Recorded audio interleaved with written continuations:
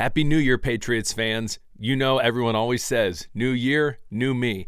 Please, I'm hoping Elliot Wolf is sitting there and his resolution this year is to have an outstanding overall 2025 draft class for the Patriots.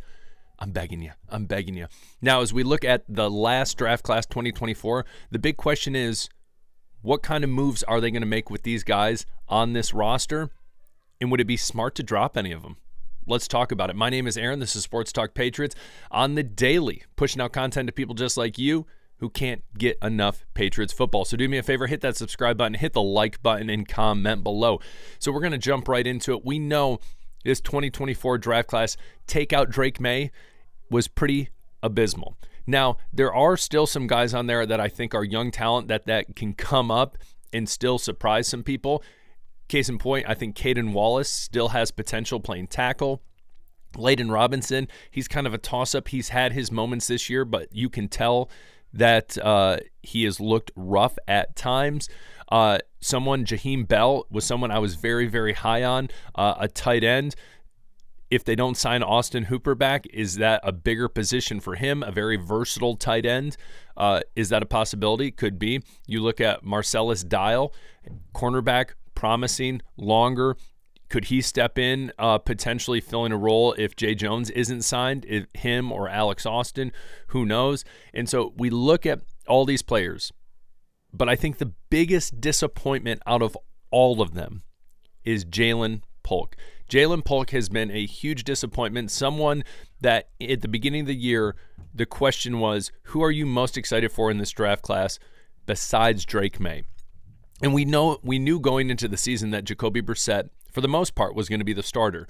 And so a lot of people said one of two people. They said Jaylen Pul or Javon Baker, one of the two. Both very disappointing seasons this year. And so we're going to jump right into it with Jaylen Pul. And the big question is, and I want you to comment below, do you think it'd be a smart move to try to get rid of him, to try to trade him, send him to a team that thinks they potentially can develop him or get him out of his own head or whatever it might be? Do you think that would be a smart move on the Patriots front? Comment below. Let me hear it. Now, I want to shoot some stuff on Jaylen Pul right at you guys. So first of all, I saw this tweet, thought I'd throw it out. So Ricky Purcell has 102 receiving yards. That was the other night when they were playing the Lions. Jaylen, and that's more than Jaylen Pul has had all year. If you're curious how many he's had all year, total yards 87, 33 targets, 12 receptions, rough. And so, and this is the wild thing, that Purcell was shot in the chest in August. A bank robbery went wrong. It was crazy. And you watched him play. If you watched him play against the Lions the other day, he can make some plays. Now, we jump into Jaylen Pul, like I just said, 33 targets, 12 receptions, 87 yards. He did have those 2 touchdowns. One of them was earlier on in the season. I believe that was against the Dolphins. That was actually a great catch. But besides that, he has looked rough. And it makes me flirt with the idea of maybe they float him out there and see if anyone's interested. But you are not going to get a second-round value for him right now. Not a chance. No way. So the question is, you keep him, continue to try to develop him, or move on from him. Which one? And so we jump into that rookie class of 2024, and I think this is wild looking over this, especially comparing it to Jaylen Pul. Because a lot of people said Jaylen Pul could be a sleeper. He could be a sleeper. He could be a sleeper. I drafted him in a late round in my Dynasty League, and we have practice squads in that, believe it or not, if you do sleeper fantasy. And I didn't even put him on that because I was like, oh, he'll get a ton of playing time. And after the first game, you can't put anyone on your practice squad, or they call it the taxi squad. And so it was frustrating. But anyways, we look at this draft class, and we have said this time in and time out. There were a lot of great wide receivers out of this draft class. Brian Thomas surprised a lot of people. Not a lot of people knew him coming out of college necessarily. Brock Bowers, the tight end out of Georgia. It was an interesting pickup by the Raiders since they had Michael Mayer. There we go. Michael Mayer from Notre Dame. And so 2 tight ends in the first round, that close to each other, very interesting. Malik Neighbors, absolute dog. Ladd McConkey, that touches a nerve because that was the trade where the Chargers went up, got Ladd, and then we ended up getting Jaylen Pul not soon after, and then Javon Baker.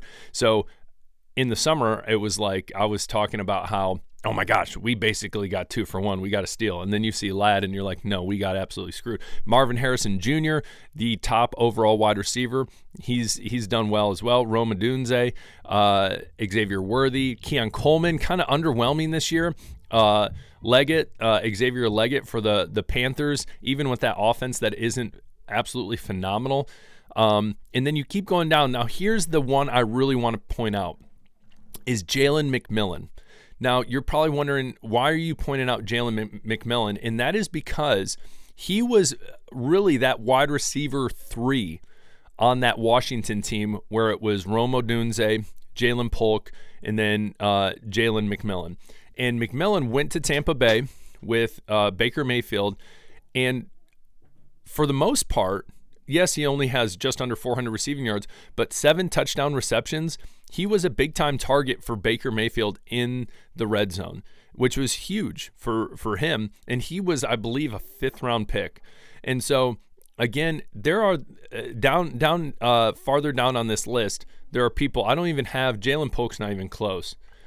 He's not even close. Luke McCaffrey has basically double what Jaylen Polk have, and Luke McCaffrey literally had 24 targets and 18 catches compared to Jaylen Polk's 33 targets, 12 catches. Just rough, just really bad. And so you look at this and you wonder, is it worth trying to develop him moving forward? And that's the question I want to ask you. I've already asked you. I could go either way on it. Yes, I think he still has potential. Could you argue that the quarterback play wasn't always great? Sure. Drake May, rookie. He did have some rough passes, but there was a lot of passes I saw that Jaylen Polk hit him right in the hands and he didn't catch it, or he didn't have strong hands and it was rough. Jacoby Brissett, maybe I'll give him a little benefit of the doubt there, just because Jacoby, it seemed like he could not move the ball around a lot. And so when it comes down to it, I'll give him that benefit of the doubt. But I think for the Patriots, it's one of those things where this organization needs to sit down and say, listen, sure, we spent a 2nd-round draft pick on him. Are we going to have him hang around and see what he can do, or are we just going to move on? What should they do? Hang out, let him try to develop, let him try to ball out, or try to get him out? Comment below. I want to hear from you. Last but not least, just because everyone is always wanting to talk about the head coaching position. Oh, shoot. Got all these pop-ups. Get out of here, pop-ups. Here we go. Mike Vrabel, top NFL coaching choice revealed. And believe it or not, you obviously know, it is the Patriots. But as everyone can see, it looks like the Crafts are intent on keeping Gerard Mayo regardless of his struggles in the first year. And so Vrabel, what's interesting is there's rumors that he is essentially already accounted for. He helped out the Browns this year. His contract was up on Monday.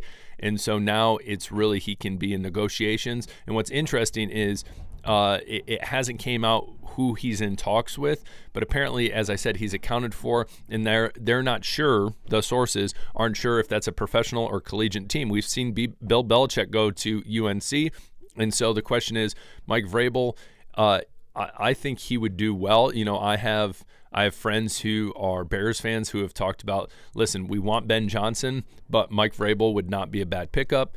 I think Mike Vrabel would be interesting if the Jets, again, hey, do we want to get another defensive-minded coach on this as the head coach? Who knows? Maybe they want to go for more of an offensive-minded head coach. Who knows? Then you got the Saints. You got all these different teams, and the question is, where will he end up? And will the Patriots regret not trying to go after him? I don't know. Again, Gerard Mayo, I think it was a rough season. It was his first season, but we all need to take it with a grain of salt looking at what Bill Belichick left for him. Also looking at the draft class Elliott Wolf had. I think if there's a big issue at the moment, it's probably Elliott Wolf, and he needs to go because that draft class, again, was awful, and hopefully his New Year's resolution is a better draft class in 2025. So, again, comment below. Tell me what you think about Jaylen Pul, especially compared to the rest of the 2024 wide receiver draft class, which was loaded with talent. Tell me what you think about that. Should he stay or should they try to get rid of him? And then tell me what you think, Mike Vrabel, Drod Mayo. I don't care. Just comment below. Again, have a happy new year. I hope and I wish all the best for you in 2025. Hit that subscribe button. We'll talk later. Peace.